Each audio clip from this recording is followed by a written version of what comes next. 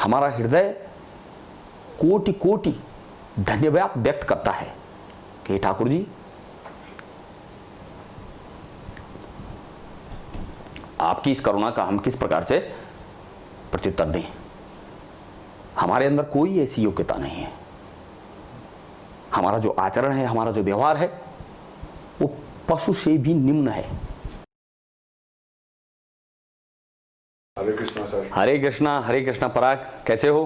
बढ़िया सर, आप बताइए। एकदम बढ़िया है, फर्स्ट क्लास है।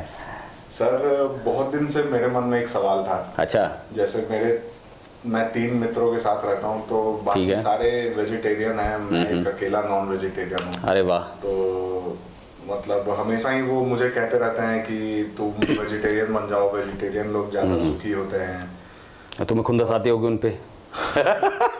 पर हमेशा ही मैंने देखा है कि उनकी ये बात तो गलत है। नॉन वेजिटेरियन खाने वाले भी देखे हैं जो बहुत पैसा है, धन है, दौलत है। तो इस चीज के बारे में मेरी शंका है और मैं चाहूंगा कि इस पे थोड़ा सा मैं अपना अनुभव वो करूं। ठीक है, जो आपने बात कही वो आपने अपनी ज्ञान की धारा के आधार पर कही, सही कही। हमारा जो व्यवहार है वो हमारी ज्ञान की धारा को प्रदर्शित करता है। तो मैं भी 19-20 साल पहले की बात है, तो मैं भी नॉन वेजिटेरियन था। प्याज, लहसुन, चाय, कॉफ़ी सब खाता पीता था और उसी को ही जस्टिफाइड, न्याय संगत मानता था। उस वक्त की ज्ञान की धारा के आधार पर वो व्यवहार मेरे को उचित लगता था। ज्ञान की धारा बदली, व्यवहार भी बदल गया। तो अगर जैसे आपका मन का प्रश्न है, आप नॉन वेज को जस्टिफाइड, न्याय संगत ठहराते हैं। देखिए, थोड़ा सा ये बहुत महत्वपूर्ण है। हमें पशु योनि नहीं मिली है, हमें मनुष्य योनि मिली है। और पशु और मनुष्य में क्या अंतर है, दूसरे से नहीं पूछना है। स्वयं पहले इसका अवलोकन कीजिए। स्वयं हमें एक पर्यवेक्षक की भूमिका निभानी चाहिए, ईमानदारी से। पर्यवेक्षक का मतलब देखो और सुनो। ठीक है, मैंने इस चीज को नोटिस किया कि प्रभु ने हमें आंखें 2 दी हैं, कान भी 2 दिए हैं, लेकिन मुंह एक दिया है। जननेंद्रिय एक दी है। अब जरा ध्यान से देखिएगा, अध्ययन कीजिए इस बात को। ये मैंने स्वयं इस चीज का अनुभव किया कि आंखों का काम क्या है? देखना। क्रिया एक है, लेकिन इस एक क्रिया के लिए 2 आंखें दे दी, 2 अंग दिए भगवान ने। और कान भी 2 हैं, और कान से काम एक ही होता है, सुनना। क्रिया एक है और इस एक क्रिया को करने के लिए अंग 2 दिए। अच्छा, मुंह है, मुंह एक है, लेकिन इस मुंह से 2 कार्य होते हैं, बोलना भी और खाना भी। अब इसको थोड़ा सा अध्ययन करेंगे ना, जो थोड़ा सा भी तार्किक बुद्धि जिसके अंदर होगी, उस तर्क बुद्धि का, तर्क शक्ति का प्रयोग करेगा ना सकारात्मक रूप से। आपको किसी से उलझने की जरूरत नहीं है, स्वयं से आप इसको अनुभव कीजिए। ठीक है, हमारी जननेंद्रिय है, इससे आप 2 काम करते हो। तो आप बनाने वाले ने आपके शरीर की बनावट इस प्रकार से क्यों करी, दूसरे से मत पूछिए। दूसरे से पूछेंगे तो फिर मेरी ओपिनियन ये है, तेरी ओपिनियन ये है, यहां झगड़ा होने लग जाएगा। आप पहले स्वयं अपनी ही बुद्धि से इसका अवलोकन करिए। यार, वो ऐसा बना करके क्या मैसेज देना चाह रहा है, क्या संकेत करना चाहता है। रैशनल माइंड उसी को बोलते हैं। विवेकवान व्यक्ति अपने मुंह से बोलने से मैं विवेकी हूं, इससे नहीं, बल्कि आपके व्यवहार से ये झलकता है कि आपके अंदर कितनी तार्किक शक्ति है, कितनी विवेक है, कितनी न्याय संगत तर्क बुद्धि है। तो आप देखेंगे उसने एक क्रिया देखना है और उसके लिए 2 अंग दिए हैं, आंखें 2 दी हैं। एक क्रिया सुनना है, उसके लिए 2 कान दिए हैं।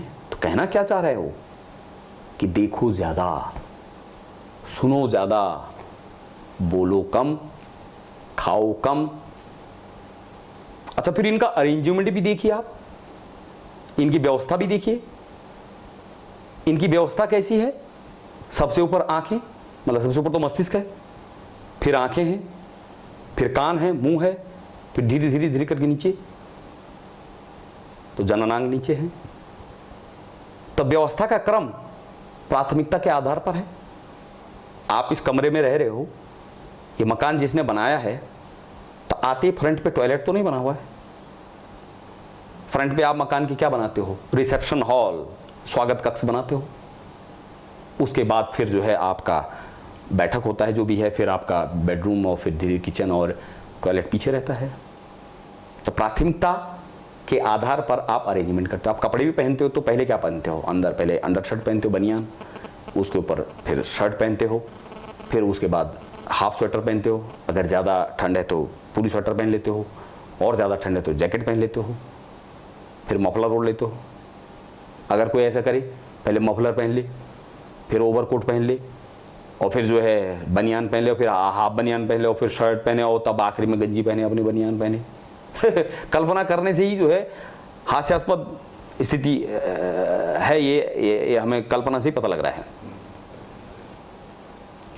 तो उसने जो है हमें ये दिया है, ब्रेन सबसे ऊपर दिया है, ठीक है, और बाकी सब नीचे दिए हैं। तो ये मैंने उदाहरण आपको दिया कि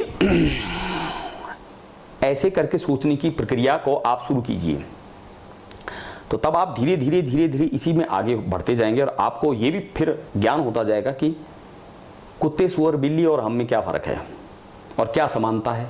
तो पहले समानता की बात करते हैं। अगर पशु में और हम में समानता क्या है, आहार, निद्रा, भय, मैथुनम च, ये चार क्रियाएं कुत्ता भी और हम भी एक ही जैसा कर रहे हैं। आहार, ठीक है, आप डाइनिंग टेबल पे कर रहे हैं, आप बढ़िया जो है आपने व्यवस्था करी है, लेकिन भोजन करने के बाद जो आपको तुष्टि का अनुभव हो रहा है, वो कुत्ते को बाहर सड़क पे खा के वैसा ही हो रहा है, उसमें कोई अंतर नहीं है। सुअर को बिष्ठा खा करके वैसे ही हो रहा है, नहीं हो रहा होता तो क्यों खाता हो। निद्रा, आप बढ़िया डनलप के गद्दे में आप जो सो जाते हैं, ठीक है, बहुत खर्चा वर्चा किया आपने, पैसे वाले आदमी हैं, पर जहाँ सो लिए उसके बाद क्या सोने के दरमियान में आपको ये अनुभव होता है कि मैं डनलप के गद्दे में सोया हूँ? फिर तो चाहे नीचे ज़मीन में टाट के उसमें सो रखे हो या गद्दे में सो रखे, कोई असर ही, कोई अंतर नहीं पता नहीं। तो कुत्ता या सुअर या जो पशु है वो बाहर सड़क में लेटा हो, वो सोने के बाद भी उसको अनुभव, उसका जो वो है वो, और उसमें कोई अंतर नहीं है। भय, आपको भी भय है, पशु को भी भय है। प्रकृति ने पशु को भय से लड़ने के लिए उसके अपने आने अंग दिए। कुत्ते को जो है दांत दे रखे हैं, है ना, उसको गुर्राना दे रखा। सांप को उसका जो है भयंकर, उसका जो शरीर की बनावट है और उसकी फुंकार है और उसमें जहर है, वो सब सुरक्षा की व्यवस्था उनको इक्विप किया हुआ है प्रकृति ने। आपको बुद्धि दे रखी है, तो आपने बुद्धि के प्रयोग करके परमाणु आयुध बना दी, बड़ी बड़ी तोपें बना दी। काहे के लिए? भय को ओवरकम करने के लिए, भय को से निजात पाने के लिए। हालांकि ये बात का विषय है कि उसके बावजूद भी भय जाता नहीं है, ये फिर और गहरा विषय, इस पर बाद में। अभी तो मैं मूल उसी बिंदु पर आ रहा हूं जो आपका प्रश्न है कि मांसाहार और शाकाहार पर। मैं भूमिका इसलिए बता रहा हूं क्योंकि भूमिका से फिर वो बात फिर समझ में अच्छी आ जाएगी। और तो आहार, निद्रा, भय, मैथुनम च, आप भी और वो भी जो है प्रजनन करते हैं, बच्चे पैदा करते हैं। तो फिर ये चार प्रक्रियाएं आप भी और पशु भी कर रहे हैं। तो फिर अगर कहा जाए कि क्या अंतर है, सिद्ध कीजिए कि किस रूप में आप पशु से भिन्न हैं। तो सिद्ध कर, खाली हल्ला करके या जोर जोर से बोलने से थोड़ी ना सिद्ध हो जाएगा। सिद्ध करने के लिए तर्क से आपको सिद्ध करना पड़ेगा। तो अगर इससे चौथी प्रक्रिया अगर आप कुछ कर नहीं रहे, तो फिर हम और पशु में कोई अंतर नहीं है। क्या अंतर है बताएंगे, है ना। तो पहले यहां से शुरू होते हैं। शिक्षा का मूल अर्थ क्या है? एक होती है, देखो, जो आजकल जो हम वो कर रहे हैं उसको बोलते हैं शिक्षा, और जो गुरु प्रदान करते हैं वो होती है विद्या। तो ये जो शिक्षा है ये तो रोटी खाने की एक टोकन है बस। MBA कर रहे हैं, BBA कर रहे हैं, बड़ी बड़ी डिग्रियां, तमाम पूरी ऊर्जा उसमें खर्च कर दी, और उसके बाद क्या 2 रोटी। और वो 2 रोटी भी ढंग से नहीं खा पाता वो बंदा, क्योंकि वो इतना व्यस्त है, कंपनी के इतना प्रेशर है, टारगेट दिया हुआ है सब चीज़, तो 2 रोटी भी उसको सही ढंग से खाने का वक्त नहीं है। बट एनीवे, तो सुअर हंस रहा है क्योंकि वो बगैर MBA BBA पॉलिटेक्निक डिप्लोमा करे, वो उसको जो विष्ठा मिली हो उसी में बड़ा आनंद है, उसको वैसे ही मिल रहा है बगैर डिप्लोमा करे। तर्क बुद्धि से सोचिए। जब मैं ये बात कह रहा हूं तो मैं इसका खंडन नहीं कर रहा हूं कि आपको MBA नहीं करना चाहिए, ये नहीं करना चाहिए, लेकिन जो मैं बात कहना चाह रहा हूं उसका आशय समझिए आप, उस बात की जो है मूल एसेंस कि मैं क्या बात कहना चाह रहा हूं, किस तरफ मैं संकेत करना चाहता हूं। कहने का मतलब यह है कि हम पूर्ण रूप से इसी पर अपनी ऊर्जा खर्च ना करें। और तो फिर अब हम आते हैं इसी पर थोड़ा सा आगे बढ़ते हैं। तो बायोलॉजी तो हाई स्कूल तक आपकी भी रही होगी, भले ही आप साइंस की मैथमेटिक्स की स्टूडेंट हैं, लेकिन हाई स्कूल तक बायोलॉजी कंपलसरी सब सब्जेक्ट होते, तो हमारे भी थे। तो मुझे याद आता है, स्मृति आती है वो ज़माना जब हमारे गुरुजी हमसे पूछते थे what is the difference between carnivorous and herbivorous, शाकाहारी और मांसाहारियों के बीच में अंतर बताइए, कोई 4 अंतर बताइए, 5 अंतर बताइए, ऐसे प्रश्न आता था। शायद आपके उसमें भी आता रहो, और फिर आप बढ़िया लिखते थे रट करके, बखाली रट के एग्जाम पास तो कर लिए, लेकिन उसको व्यवहार में, मैं अपनी बात कर रहा हूँ, मैं जो भी बात कर रहा हूँ मैं तुम्हें आरोपित होकर नहीं कह रहा हूँ, मतलब मैं कैसे मेरी सोच में परिवर्तन हुआ वो बात मैं आपके साथ अनुभव कर रहा हूँ और शेयर कर रहा हूँ। तो लिख तो था बढ़िया। तो क्या होते कार्निवोरस जो मांसाहारी हैं और जो शाकाहारी, उनमें मूल अंतर क्या होता है वो आप देखिए। जितने भी मांसाहारी हैं वो जीभ से चाट के पानी पीते हैं। बिल्ली को दीजिए, कुत्ते को पानी दीजिए, समझ रहे हैं मेरी बात को, शेर को, बाघ को, लोमड़ी, आपका जो है भेड़िया, कुछ भी जीभ से चाट के पानी पिएंगे। और जितने भी शाकाहारी हैं वो सक करके, चूस करके पानी पीते हैं। गाय, भैंस, अब आप हम सब तो, भारत तो ग्रामीणों का देश है, देखा ही है, गाय भैंस कभी देखे, गाय को चाटते हुए देखा है पानी में?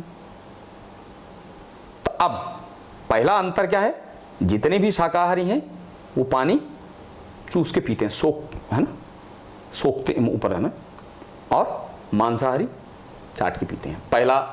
अब हम, मतलब मैं अपनी बात कर रहा हूं, तो जब मेरे को इसका प्रश्न का जवाब क्या बोला, मैं ही एग्जाम में इस बात का उत्तर दे रहा हूं, what is the difference between carnivorous and herbivorous, मैं ही जवाब दे रहा हूं और बढ़िया फर्स्ट डिवीजन से पास हो रहा हूं। अब व्यवहार में अब अपने पे घटाओ, तो मैं क्या हूं भैया, मैं मांसाहारी हूं या शाकाहारी हूं? पता चल जाएगा उत्तर।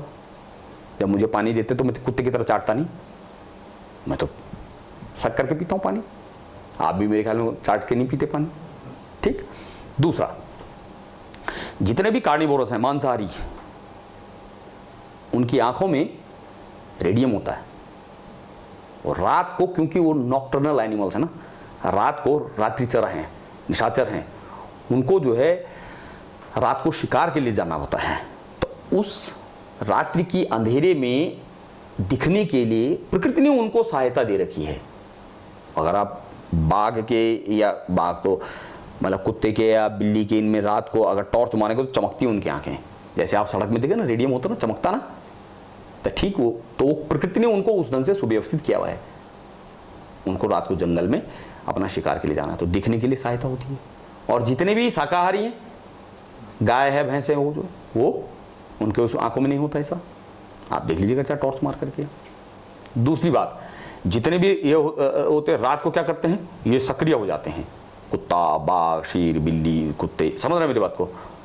और जितनी भी गाय भैंस ये हो, ये क्या करते हैं, चर करके घर को आती हैं शाम को, और जुगारी लगा के और कहीं आराम से, अगर गौशाला है तो वहाँ, नहीं तो जो बाहर हैं तो किसी पेड़ के नीचे उसमें जो है जुगारी करते हैं और उस भोजन को पचाते हैं। परीक्षा में आपने भी ऐसे ही उत्तर दिया होगा।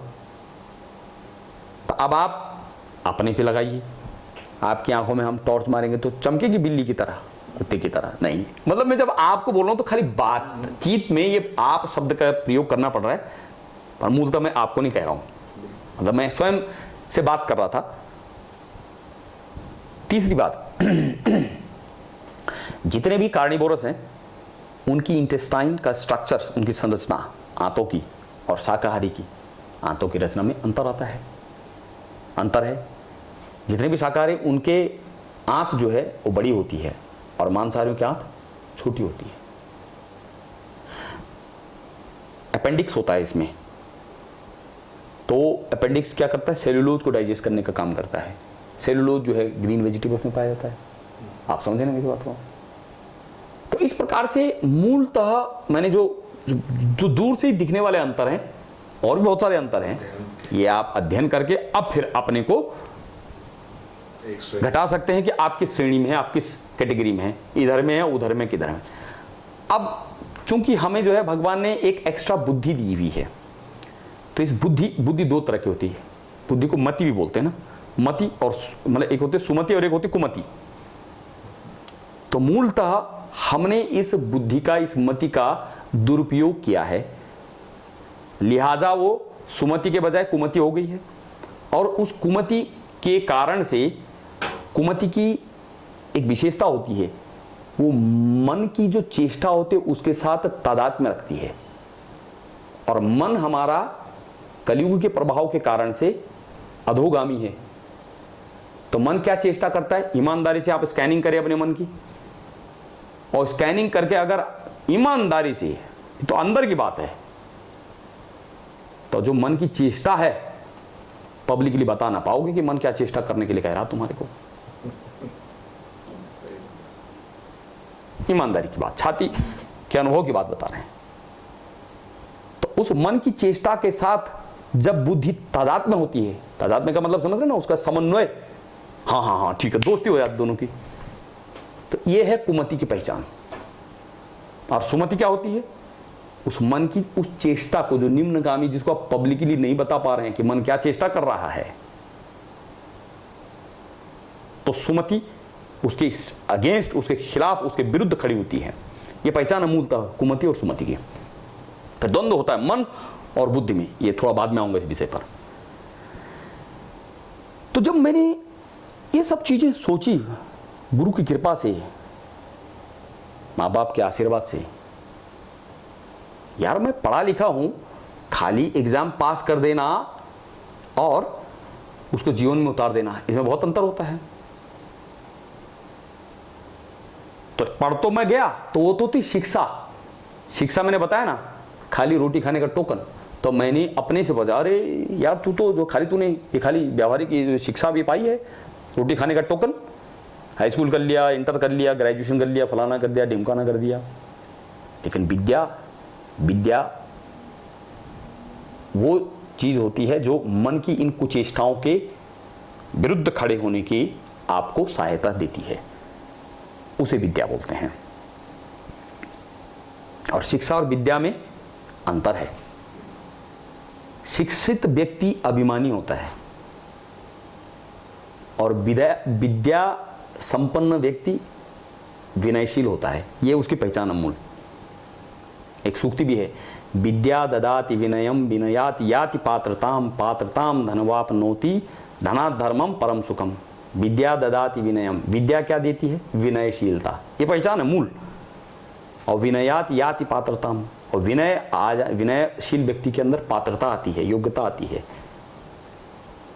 और पात्रताम धनवापनोति, और जब आप पात्र होते तो धन की प्राप्ति होती है। धन मूल रोकड़ा से मतलब नहीं है। 8 प्रकार के धन है, 8 प्रकार की लक्ष्मी है, विजय लक्ष्मी, राजलक्ष्मी, धैर्य लक्ष्मी, ऐसे करके 8 लक्ष्मियां जब सिद्ध करते हो तो तब 9वें दिन रामनवमी होती है। जब आप लक्ष्मियों को सिद्ध कर लेते हो, जब तो ना राम जी आपको क्या करते हैं, वर्ण करते हैं, तो रामनवमी, राम का जन्म होता है, या राम आपको वर्ण करते हैं, राम जी के चरणों में है लक्ष्मी। तो जो हम नवरात्रि के व्रत रखते हैं, के हर चीज का जो है कारण है, हमें ज्ञान नहीं है, उसके कारण से हम कहे कुछ नहीं, अंधविश्वास है, कुछ भी नहीं है।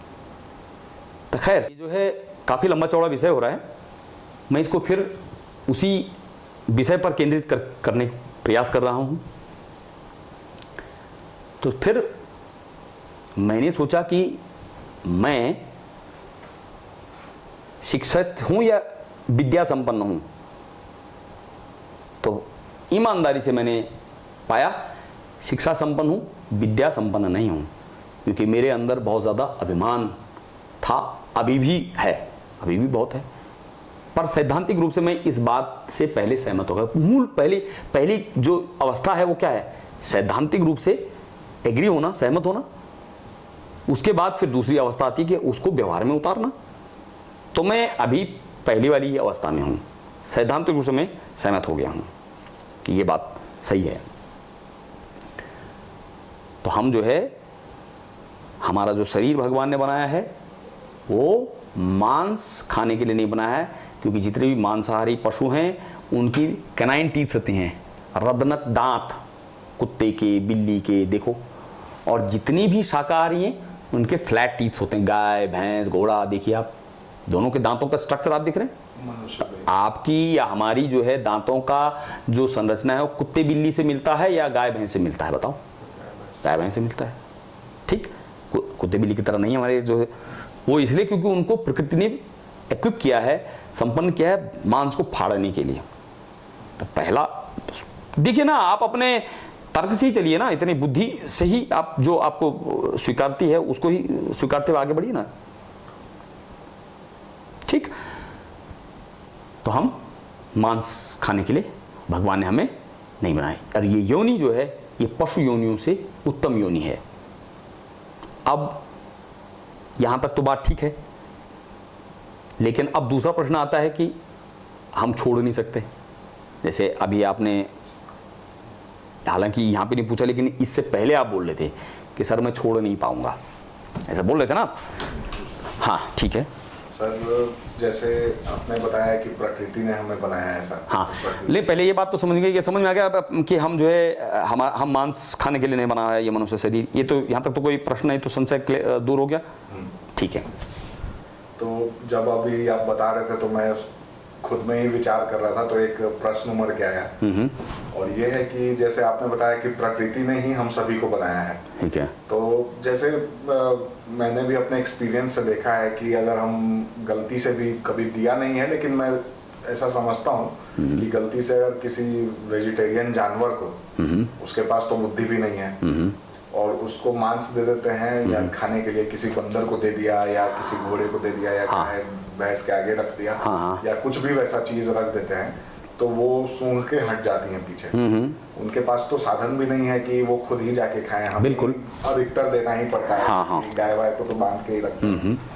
तो और मनुष्य के पास तो ऐसी कोई वो है नहीं, मनुष्य भी पीछे हट सकता है। तो प्रकृति ने मनुष्य को ऐसा क्यों नहीं बनाया? जब मनुष्य को वेजिटेरियन बना दिया, लेकिन प्रकृति ने मनुष्य को ऐसी बुद्धि क्यों नहीं दी कि तुम भी देख के वो चीज पीछे हट जाओ ऑटोमेटिकली?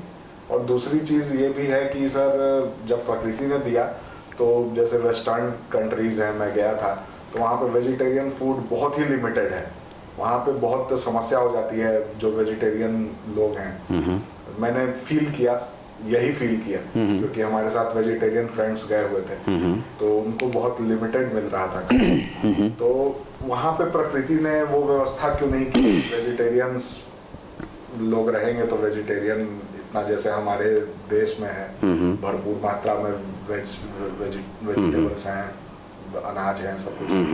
तो वहाँ पे ये सिस्टम क्यों नहीं है? सुनने में यही आया कि शायद वहाँ पे चावल नहीं होती या लोग उगाते नहीं। तो इसके बारे में आपकी क्या नॉलेज है? आप इसके बारे में क्या बताएंगे? ठीक है, तो सबसे पहले यहाँ से शुरू करते हैं कि प्रकृति ने हमें ये क्यों नहीं दिया? गाय को देंगे मांस तो गाय नहीं खाएगी, और ऐसा मनुष्य को क्यों नहीं दिया?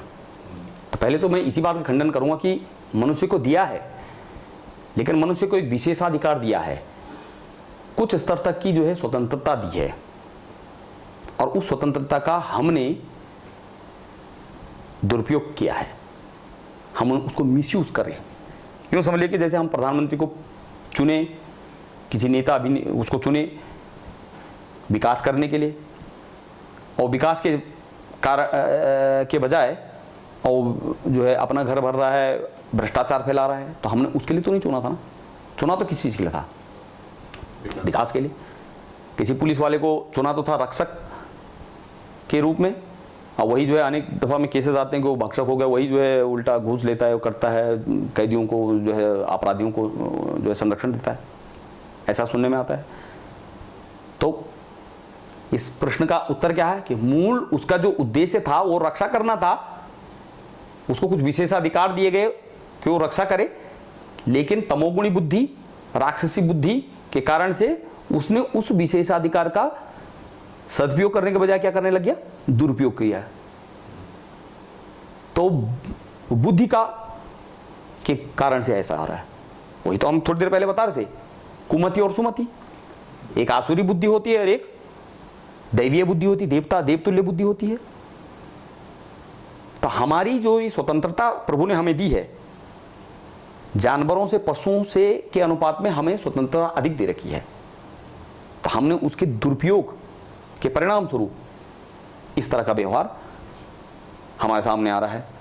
नहीं तो अगर ऐसा नहीं है तो अभी हम आपसे बता रहे हैं और आप सारी बातों से सहमत भी हुए कि वे मनुष्य के लिए नहीं बना हुआ। इस बात का ज्ञान होने के उपरांत भी और फिर खा रहे हैं, तो अतिक्रमण हो रहा है ना अपनी, मतलब जो है अपनी सीमा का, अपनी स्वतंत्रता का आप अतिक्रमण कर रहे हैं। मतलब प्रकृति के नियम का, प्रकृति बिल्कुल। रेड लाइट है माना सड़क में, अब रेड लाइट बनी हुई है काहे के लिए, रुकने के लिए। अब आप रेड लाइट क्रॉस कर रहे हैं, कोई नहीं है फिर भी देख नहीं रहा है, मतलब इसका उत्तर यही हुआ, सीसी भी तो आ रहे हैं ना आप, मनुष्य की स्वतंत्रता है, आप उसका दुरुपयोग कर रहे हैं। आसुरी बुद्धि के कारण से ऐसा हो रहा है, और विशेष करके कलयुग में। तो पहले प्रश्न का तो ये उत्तर आपको मिल गया, इससे आप संतुष्ट हुए। संतुष्ट। दूसरा, जैसे आपने कहा कि आप यूरोप में, वेस्टर्न कंट्रीज में गए, मैं भी गया, और वहाँ पे आपने देखा कि वहाँ पे लोग जो है इस तरह की व्यवस्था नहीं है वहाँ पे। वैसे तो मैं अब आपको बताऊं कि मैं इस्कॉन से जुड़ा हुआ हूँ, और कम से कम 7.5 लाख डिवोटीज रशिया के इस्कॉन में हैं, और वो हम और आप से भी अधिक वैष्णव सिद्धांतों का बड़ी निष्ठा से पालन करते हैं। तो कंट्री तो अभी वही है, लेकिन वो कैसे कर पा रहे हैं, वो तो लहसुन प्याज तक भी नहीं खाते, इतना ठंडा मुल्क है वो अमेरिका। वो आप और हमसे भी ज्यादा अधिक निष्ठा से वैष्णव धर्म का पालन करते हैं। लेकिन हाँ, मैं इस बात से सहमत हूं, जैसे कि 84 लाख योनियां हैं, 84 लाख योनियों में से 80 लाख योनियां तो पशु योनियां हैं, कुत्ते बिल्ली है ना, स्थावर जंगम, ये सब पेड़ पौधे ये सब हैं, और 4 लाख मनुष्य योनियां हैं। मनुष्य में भी कितनी, 4 लाख जाति उपजाति प्रजातियां हैं। शास्त्र के अनुसार कह रहा हूं मैंने व्यक्तिगत रूप से अनुसंधान नहीं किया है, जो भी बातें हैं शास्त्रों में हैं, और शास्त्र के ही का अवलंबन करके मैं ये बात कह रहा हूं। तो अब इनमें भी, मनुष्यों में भी कुछ निम्न, कुछ मध्यम, कुछ उत्तम, कुछ सौभाग्यशाली, कुछ थोड़ा कम सौभाग्यशाली, कुछ दुर्भाग्यशाली। तो यहां पर इस विषय में मैं स्वयं अपने को परम सौभाग्यशाली मानता हूं कि मेरा जो जन्म हुआ है वो भारत भूमि में हुआ है, और भारत भूमि में भी उत्तराखंड जिसको देवभूमि कहते हैं, उसमें भी एक ब्राह्मण कुल में जन्म हुआ है। तो ये नितांत, इसमें मेरी कोई ये साधन सापेक्ष नहीं है कि आप साधन करके और तब पालो, ऐसा ये कृपा सापेक्ष है। आपने किस परिवार में जन्म लिया, किस घड़ी में जन्म लिया, किस परिस्थिति में जन्म लिया, इसमें आपका कोई श्रम है क्या, बताओ मुझे। ये कृपा सापेक्ष है। ठाकुर जी ने आपको ये शरीर कृपावश दिया है, नहीं तो आप अगर ईमानदारी से अवलोकन करें तो आपकी ऐसी क्या योग्यता है कि प्रभु ने आपको कुत्ते और सुअर के बजाय इतना बढ़िया मनुष्य शरीर दिया, बताओ मुझे, बताइए। कोई योग्यता है, एक भी बताओ सर हमारी ये योग्यता है इसलिए प्रभु ने हमें दे दिया। तो जब हमें ये ज्ञान होता है गुरु की कृपा से, तो हमारा हृदय कोटि कोटि धन्यवाद व्यक्त करता है कि ठाकुर जी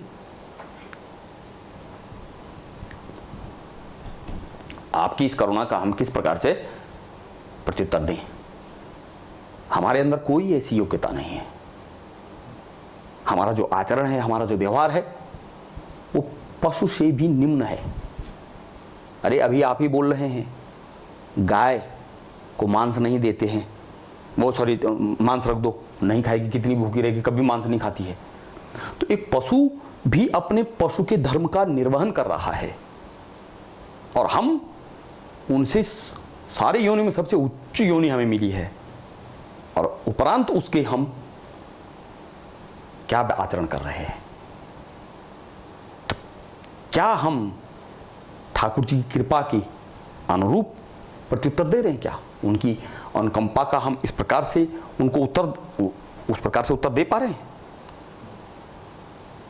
तो ये नितांत ही हमारी तमोगुणी बुद्धि का के कारण से इस प्रकार के, मैं आपको नहीं ये बात कह रहा हूं, ये सारी बातचीत मैंने अपने से की।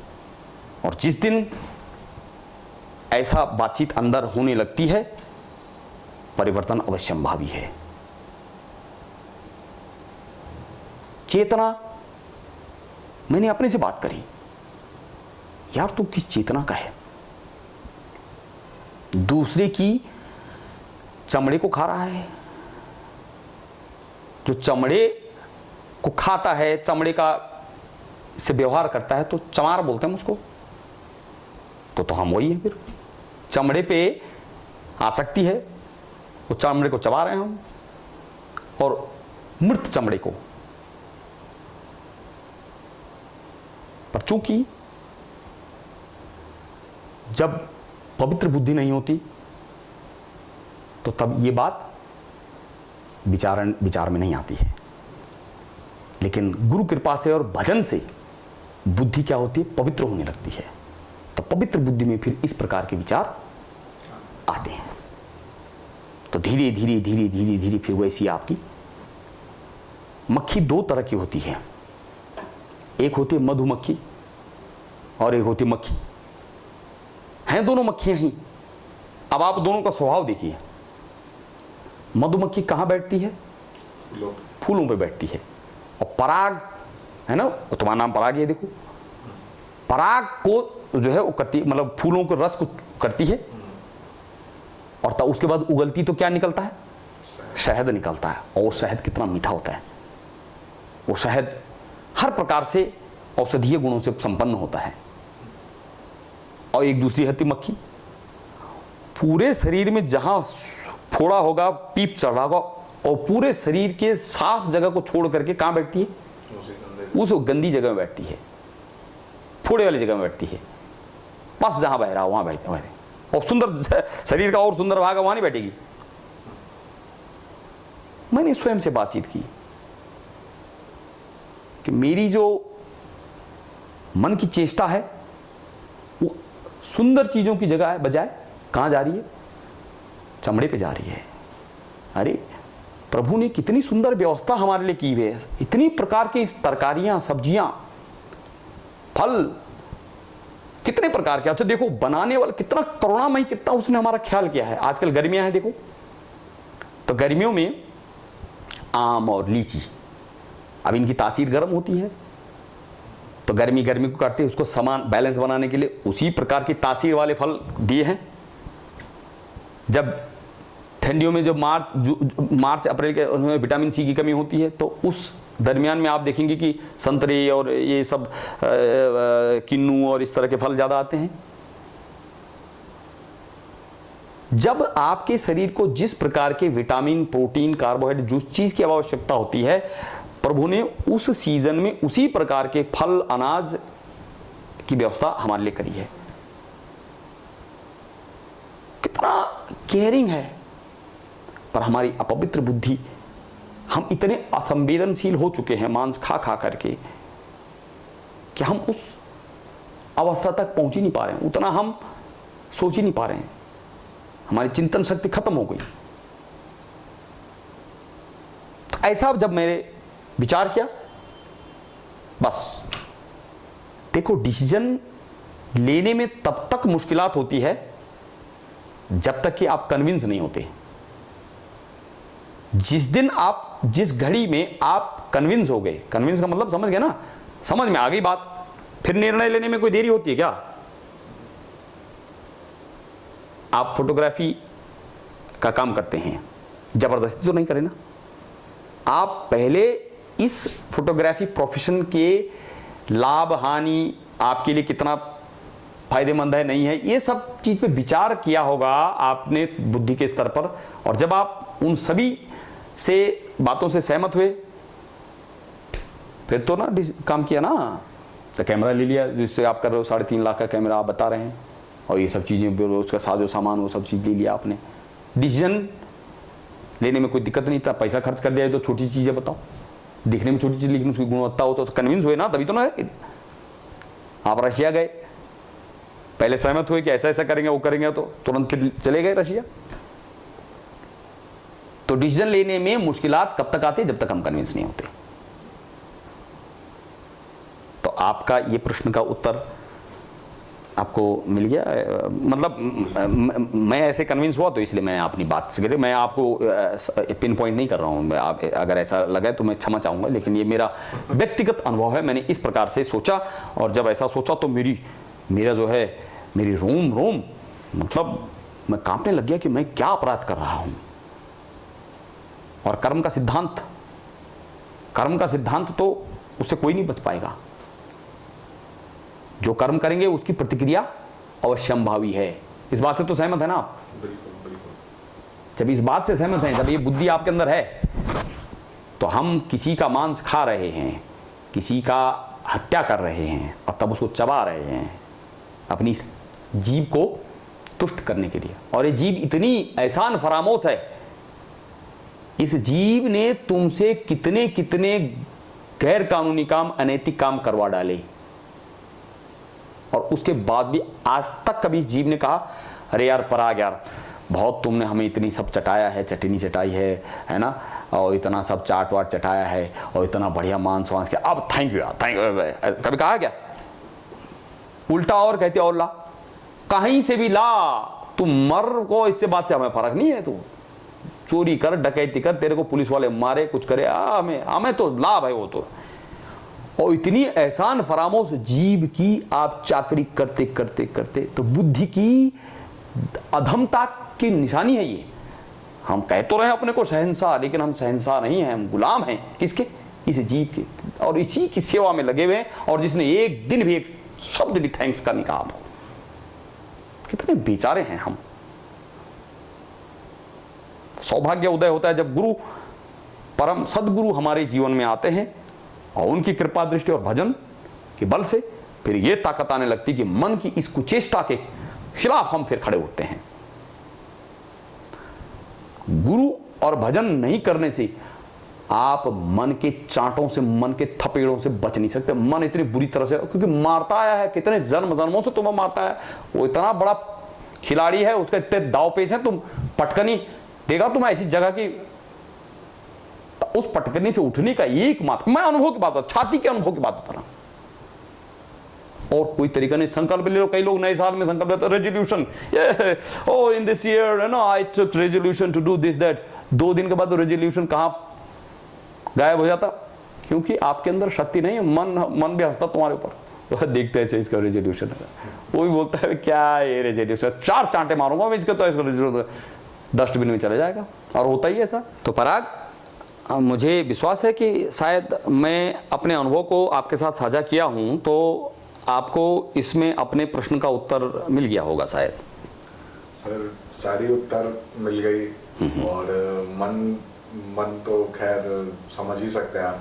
बैठे बैठे तो मन हो रहा है कि मतलब मैं तो बहुत घनघोर अपराध कर रहा हूँ, और अंदर से आवाज भी आ रही है कि नहीं, बिल्कुल सर ने जो सारी बातें कही बिल्कुल सही है। कहीं ना कहीं बिल्कुल तर्क जो है सारे एकदम बढ़िया है।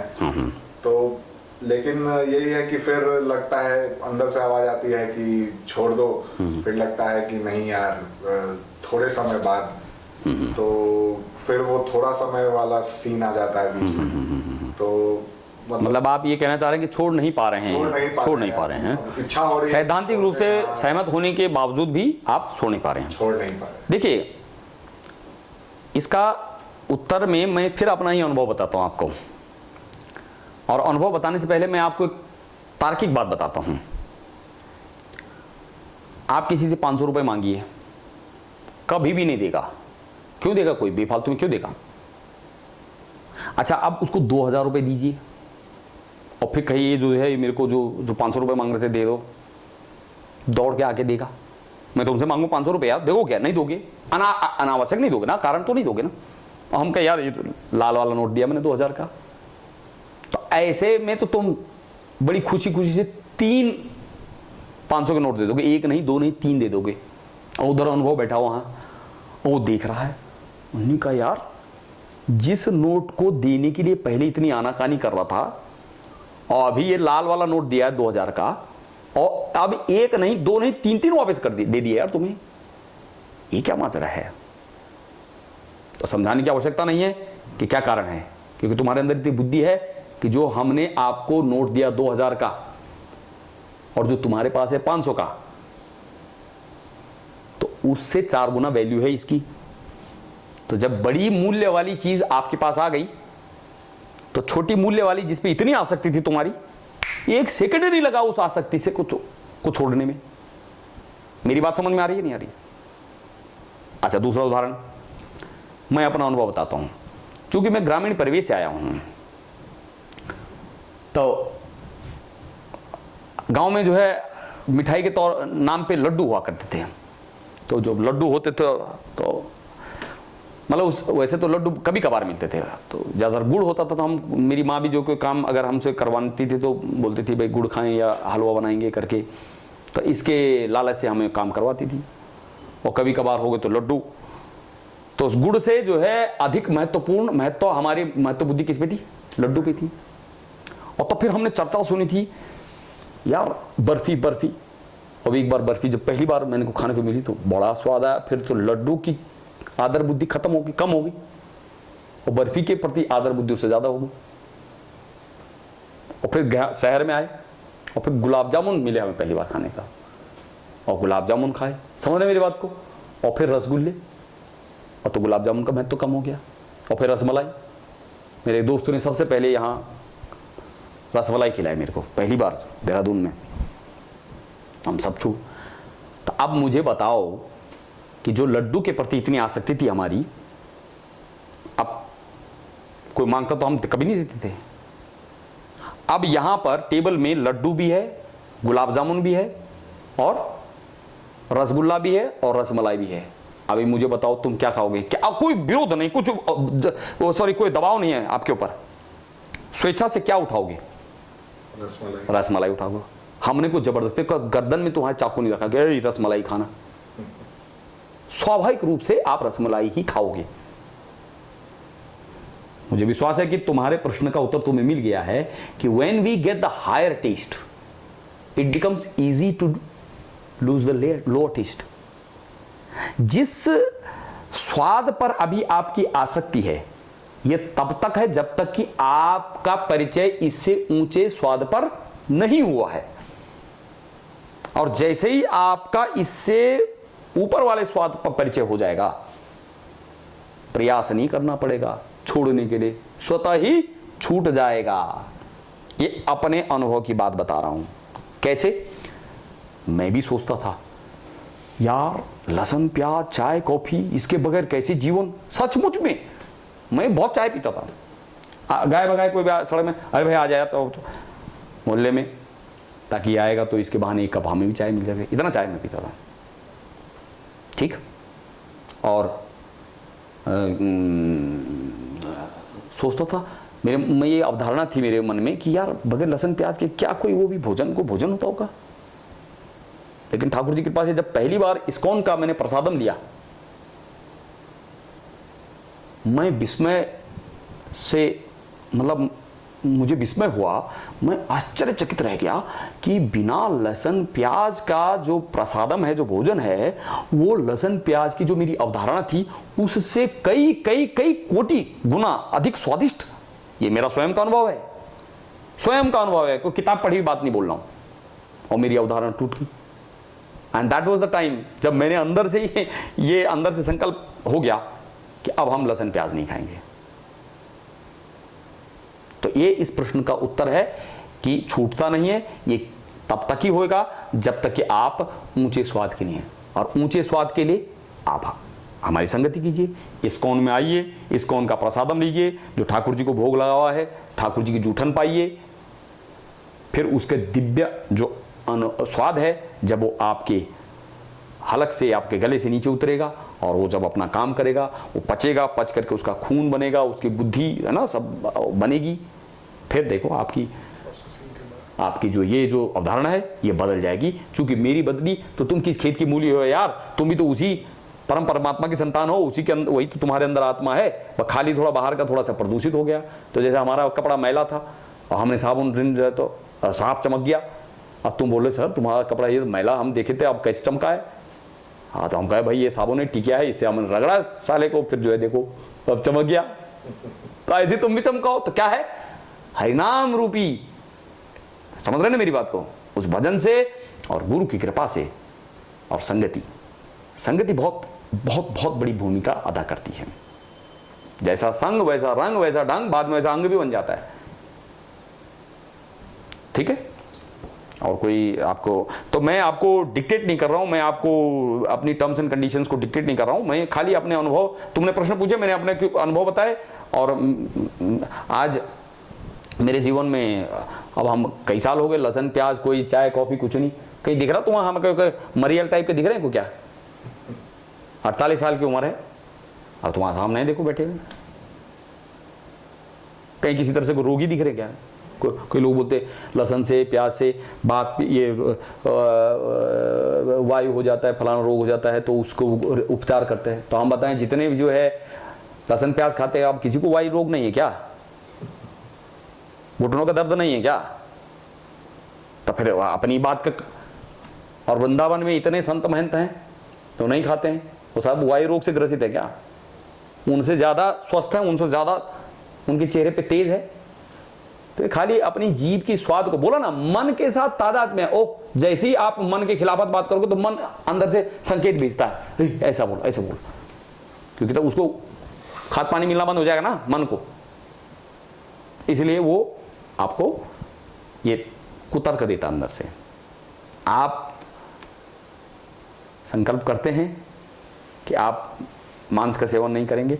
नहीं, बिल्कुल संकल्प तो नहीं कर पाऊंगा, इतनी अभी अंदर से ऊर्जा नहीं आ पा रही, इतनी शक्ति नहीं आ पा रही है। स्वाद के को ढूंढने जाना पड़ेगा ना। हम बोले आप इस्कॉन, हाँ आप इस्कॉन के मंदिर में जाइए, प्रसादम लीजिए हर रविवार को, और कुछ समय के बाद देखिए पवित्र बुद्धि, और हरि नाम जरूर लीजिए, हरे कृष्ण कृष्ण कृष्ण हरे हरे, हरे राम राम राम हरे हरे। चमत्कारी दवा है ये। दूसरी बात है इकोनॉमिकली साउंड है।